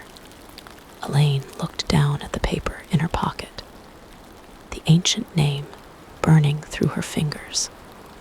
No, she said, I remember now. With trembling resolve, she opened the door. Beyond lay a field of mirrors, hundreds, maybe thousands, stretching into infinity. Each mirror held a version of herself. Not just memories, but branching possibilities. Roads taken and forsaken. Paths lost in the thickets of time. One mirror showed her as a mother, a child's laughter ringing in the air. Another reflected solitude, surrounded by cats in a sunlit room. One revealed broken bones lying at the bottom of a collapsed well, forgotten and alone. But one mirror was empty. It pulsed with a strange light, a void that called to her. She stepped forward. The reflection flickered, then resolved. It was her, bruised, shaking, utterly real. She reached out. The glass melted beneath her fingers, cold and liquid. The mirror drew her in. She found herself at the heart of the town, or what remained of it. Streets spiraled downwards into a gaping sinkhole of fog and flame. Lanterns floated above, flickering stars in a bleeding night. The record keeper stood at the edge, books clutched in ink-weeping hands. You remembered, he said. Yes. Then you must give it a name. What? This place, this memory, this pain. It must be named to be released. She unfolded the paper, spoke the name aloud. The town screamed in 1,000 voices. Buildings cracked, time splintered, and reality blurred. Then, silence. Dawn broke over a field. The fog lifted. The lantern was gone, but she remained. Whole, remembered, named. Chapter 12. The Return of Names, Part 1. The paper pressed cold and heavy in her palm, a talisman forged from ink and fragile memory. The letters danced beneath her fingertips, as if the words themselves strained to escape the page. This was no ordinary name. It was a name that pulsed with history, her history. A name forgotten, buried beneath layers of falsehoods and borrowed identities. She knew it wasn't the name she had been called in this twisted town, but somehow it felt like the key, a tether to a reality that refused to let go. No matter how much the fog tried to rewrite her, she didn't speak it yet. Words carry power, and this one felt like a curse or a salvation. Saying it aloud might summon what had been waiting in the shadows, something ancient, patient, hungry for recognition. The street lamps flickered with her hesitance, throwing fractured light onto the cobblestones that curved impossibly beneath her feet. The town around her was a living thing, breathing and twisting. Each step felt like plunging deeper into the belly of a dream, where time folded back on itself, and the past, present, and future collided. Mist swirled, thick and suffocating, curling around the spindly trees and broken signs. The scent of damp earth and decayed paper filled the air, carrying whispers she couldn't quite catch. Shadows lengthened, stretched stretching their fingers like grasping hands, eager to pull her back into oblivion. She looked up. The buildings leaned inward, their windows gleaming with eyes that blinked in unison. Streets that once seemed straightforward now looped and spiraled without end. Every corner held a new distortion, a shop that sold memories, a theater screening forgotten dreams, a church that sang silent hymns. The town was a labyrinth of fractured reflections, and she was caught at its center. Then through the mist, a figure appeared. A girl, no older than 10, her dress woven from shifting headlines and fragmented sentences. Her eyes held the weight of centuries, and when she spoke, her voice was both innocent and knowing. "Do you know your name yet?" The question hung in the air, thick as the fog that smothered the streets. Elaine's throat tightened. To admit she knew was to admit she could no longer run from herself. "I think I do," she whispered, barely daring to breathe. The girl tilted her head, a smile teasing at the corners of her mouth that was more a warning than reassurance. "Then you better hurry." "Why?" The girl's gaze flickered to the horizon, where the fog churned and thickened, taking shape, a colossal shadow looming, crawling, searching. Because it knows too. It was not just fog anymore. It was a predator, an ancient intelligence that fed on forgotten names and lost memories. It had learned her patterns, traced her fractures, and was closing in with relentless certainty. Panic bloomed in her chest, sharp and bitter. She ran, boots pounding against cobblestones that shifted beneath her feet, the streets fracturing like broken glass. Each breath was a ragged gasp, her lungs burned. The lantern flickered violently, threatening to die with every step, yet she clung to its fragile glow, a beacon against the darkness.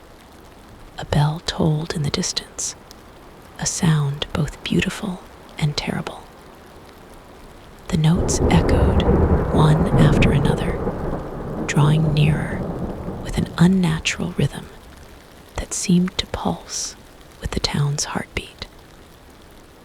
The toll rattled the windows of a bakery on the corner, glass trembling in its frame. Elaine glanced inside. The reflection staring back was not hers.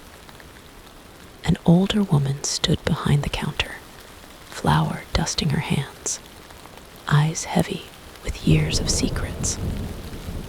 Around her neck hung a locket shaped like an eye, shimmering faintly in the dim light. When the woman's gaze met Elaine's, her lips moved, mouthing a silent warning. "Don't forget." The glass cracked, fractures spiderwebbing across the window. The door creaked open, inviting her in with a voice that whispered like a lover's breath and a predator's growl. She stepped inside. The bakery morphed before her eyes. The warm scent of bread faded, replaced by cold stone and shadowed silence. Walls bent and stretched, shifting into the church from her childhood, the place where she had learned prayers and fears intertwined. Then the walls melted again, turning into the high school auditorium where she had once stood under unforgiving lights. Every face in the crowd, a stranger and a jury. The floor beneath her tilted, and the air thickened with the scent of mildew and forgotten paper. she found herself in a hallway lined with photographs. Each frame held a different version of her, each a life she had never lived, but somehow felt as real as the ache in her bones. One showed her cradling a laughing child, a mother in a sunlit kitchen. Another captured her with a shaved head, staring defiantly from a hospital window. A third showed bars of cold steel, hands clenched in despair. Another framed her in a wedding dress stained dark with dried blood. She traced the images with trembling fingers, the weight of each life pressing down like a stone. These were her, were they? Were they the echoes of possibilities erased by time and pain? At the end of the hallway, a door stood silent, made of bone. Its surface pulsed faintly, alive with a heartbeat she could feel in her own chest. Her hand hovered above the handle, frozen by a whisper. "You don't have to." She turned to find Elia's, or was it Cora? The figure flickered like a broken signal, face shifting in and out of focus, eyes glowing faintly in the dimness. "We can forget," the figure offered, voice like static. "Let the fog take it all. Start over." Elaine looked down at the name in her pocket. The name that burned like acid, both promise and curse. "No," she said firmly. "I remember now." She pushed open the door. The door swung open like a wound, raw and gaping. Beyond it lay a field endless, infinite, a sea of mirrors stretching as far as the fog-blurred horizon. Hundreds, thousands, reflections glimmering like ghosts trapped behind glass. Each mirror held a version of her, flickering with possibilities she'd never dared to imagine, or had long buried beneath years of fractured time. Her breath caught. The air tasted metallic, sharp with the scent of rust and lost hopes. The mirrors pulsed faintly, alive with unspoken stories. Some showed her in the fragile bloom of youth, eyes wide with naive hope. Others bore the scars of choices unmade, faces hardened by loss and regret. One reflection whispered of a life spent alone, a solitary figure sitting beneath a dying sun, hands clutching nothing but shadows. Another revealed bones crumbled at the bottom of a well, swallowed by darkness and silence. And yet, one mirror was different, empty, blank, a hole in the fabric of her shattered self, waiting. She stepped toward it, the fog swirling thick around her ankles like a suffocating sea. The cold glass rippled under her fingertips, a liquid surface ready to swallow her whole. The reflection flickered, then solidified. It was her, just her, bruised, trembling, raw. A self unmasked by the lies of time and memory. She reached out. The glass melted beneath her touch, cold and viscous as ink, pulling her into its depths. The world fractured. Gone were the mirrors and endless fog. She stood at the heart of the town, or what the town had become. The streets twisted downward into a spiraling sinkhole, walls crumbling like bone and ash. Lanterns floated above her like dying stars, casting a spectral glow that bled into the darkness. At the edge of the spiral stood the record keeper, his presence both solid and ethereal. Books hovered in his hands, pages fluttering like wings. His eyes wept ink, dark rivers that pooled in the cracks of the earth. "You remembered," he said, voice echoing through the void. "Yes," she whispered, voice raw with truth. "Then you must give it a name." The words hung heavy, a command and a release intertwined. "What? This place, this memory, this pain, it must be named to be freed." She reached into her pocket and pulled out the crumpled paper. The name burned bright, a beacon piercing the fog of forgotten selves. Her lips parted, and the name spilled forth. The town screamed. Buildings cracked and shattered, time unraveling like a thread pulled too tight. Light fractured, darkness tore, reality bent and broke. And then, silence. She opened her eyes. Dawn was breaking. Fog lifted like a curtain, drawn back from a stage. The lantern was gone, its flame extinguished in the final reckoning.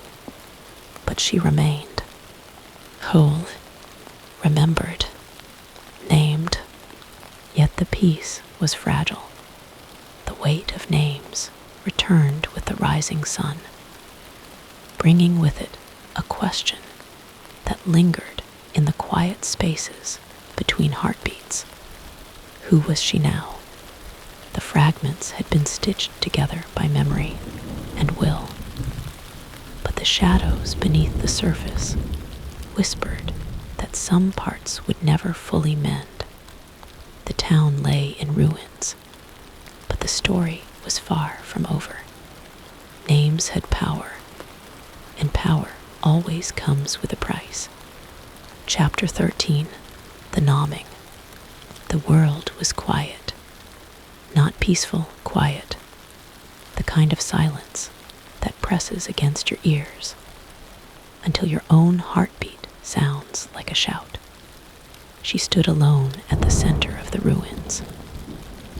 The town, a shattered memory folded inside itself, breathed out one last ragged exhale. The fog that had once swallowed streets and souls now retreated like smoke from a dying fire, exposing cracked cobblestones slick with dew.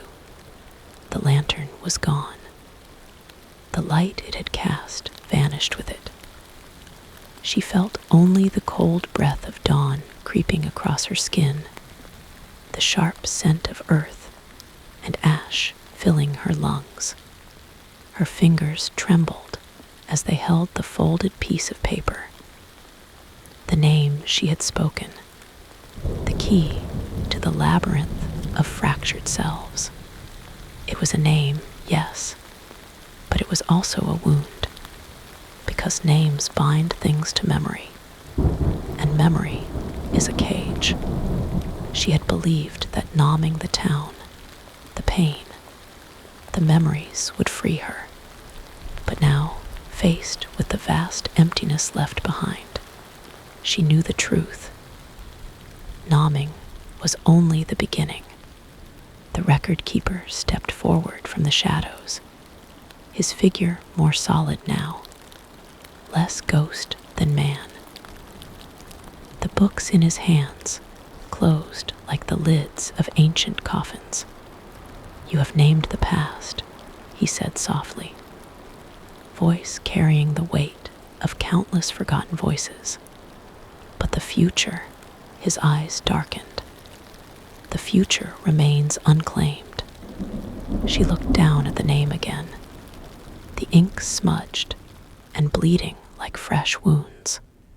What happens now? Her voice cracked like old wood. The record keeper's gaze met hers, steady and infinite.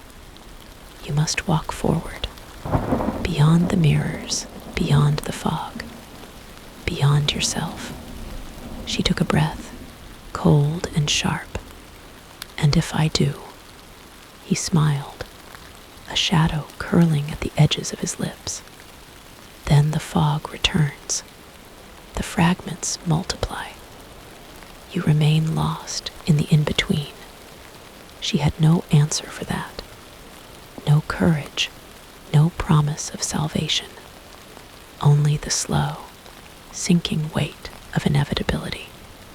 The ruins around her began to shift and twist. The cracked stones bending into stairways and archways where none had been moments before.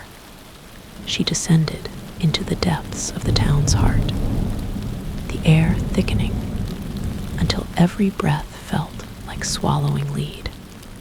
The mirrors awaited her, hundreds of them, but now shattered shards littered the ground like fallen stars. No longer reflections, but fragments of broken selves, scattered and forgotten.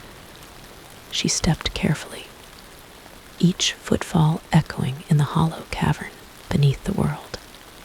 Her shadow stretched long, fractured by the dim light, broken into 1,000 versions. One caught her eye, a silhouette of herself, eyes hollow and dark, reaching out from the floor. She looked away. The air grew colder. The silence pressed harder, until a voice, distant but clear, echoed through the darkness. Remember, it was a whisper, soft as the rustle of dry leaves, but it cracked through the void. Remember who you were, who you are, who you will be. The words reverberated in her bones. She stumbled forward, hands trailing along the cold stone walls, as if seeking proof she was still real. The mirrors began to glow faintly, one by one, until the cavern was bathed in a ghostly light. And there, in the largest mirror, stood her true reflection. No fractured edges, no shadows, just her, the real her. She reached out to touch the glass, feeling warmth flood through her fingertips. The mirror rippled, not like water, but like heat shimmering off hot asphalt. And then the glass cracked, not breaking, opening, like a door. She stepped through. Light blinded her. Colors washed over her in waves, kaleidoscopic and dizzying. She fell forward into a room she didn't recognize, yet felt impossibly familiar. Walls lined with faces, portraits of people she'd never met, but whose stories echoed in her bones. The record keeper stood waiting, books open, pages turning on their own. "Welcome back," he said. "Where is this?" A place between worlds, a space where all names converge, where memories are born and reborn. She looked around, heart pounding. "Am I free?" He shook his head. Free is a story we tell ourselves. What you have is something stronger, understanding. The portraits shifted, faces changed, morphing between joy and sorrow, hope and despair.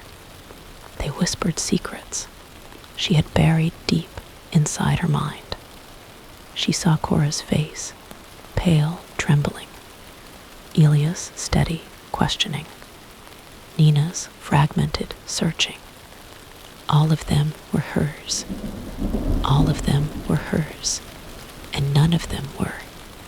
The town had taken pieces, shattered her identity to protect itself, but she was more than the sum of the fragments.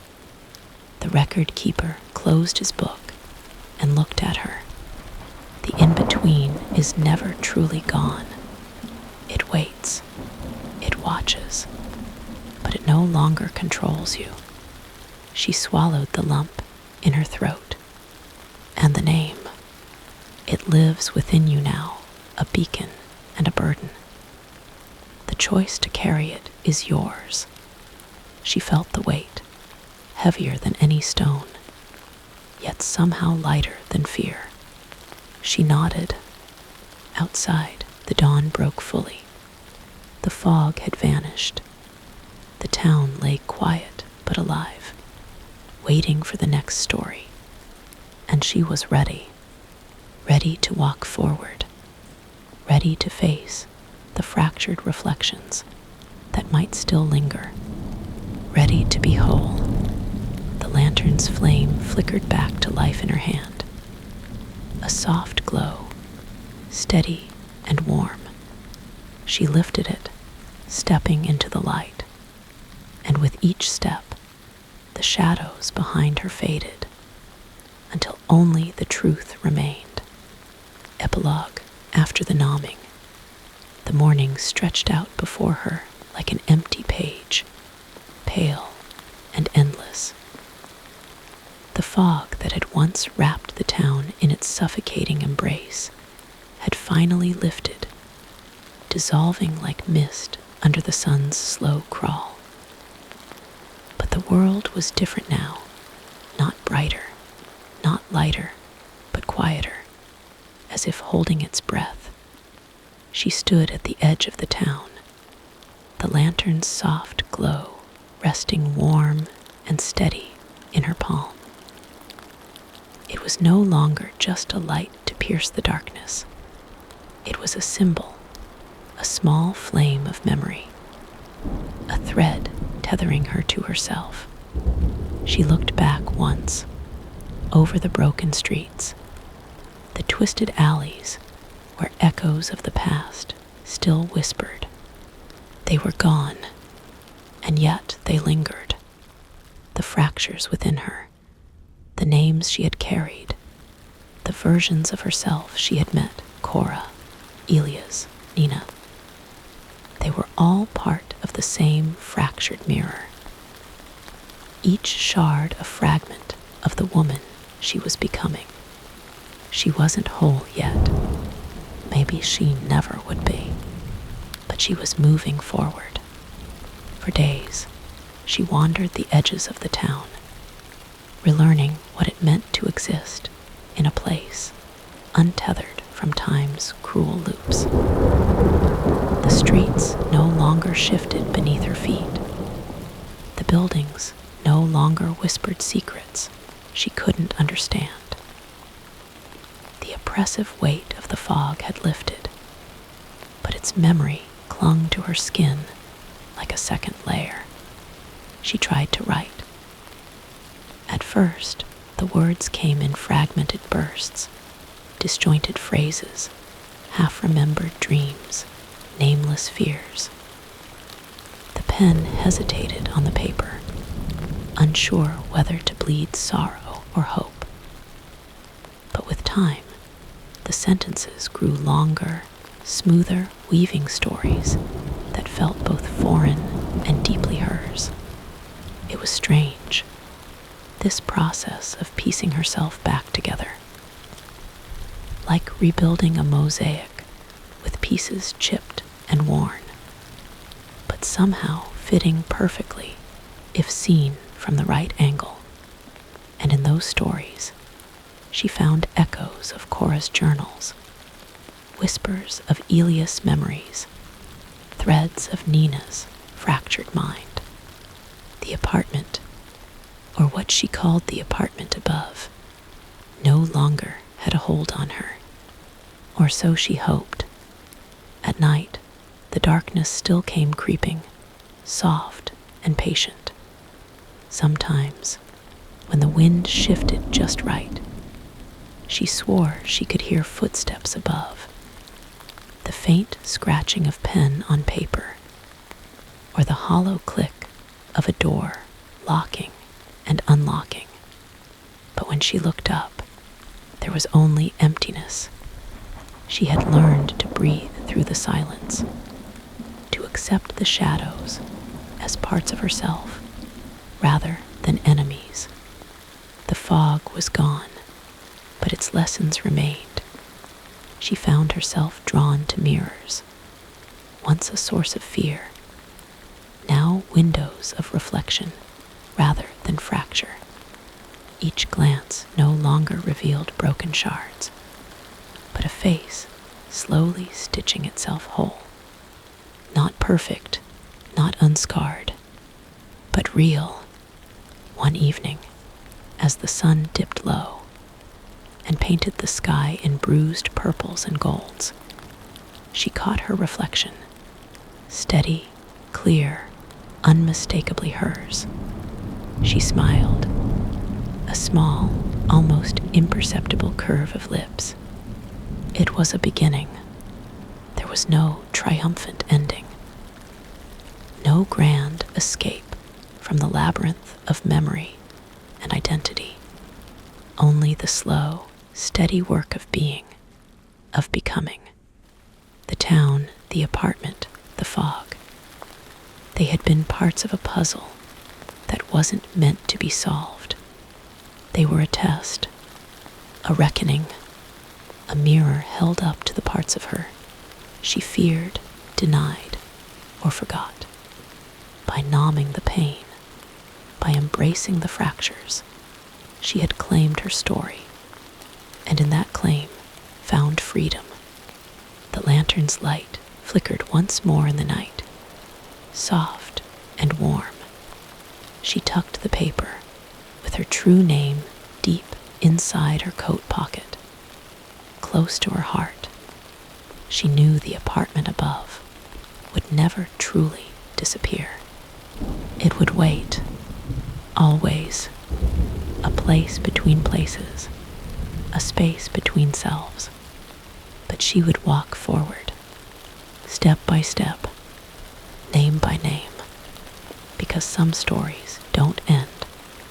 They only change shape, and hers was far from over.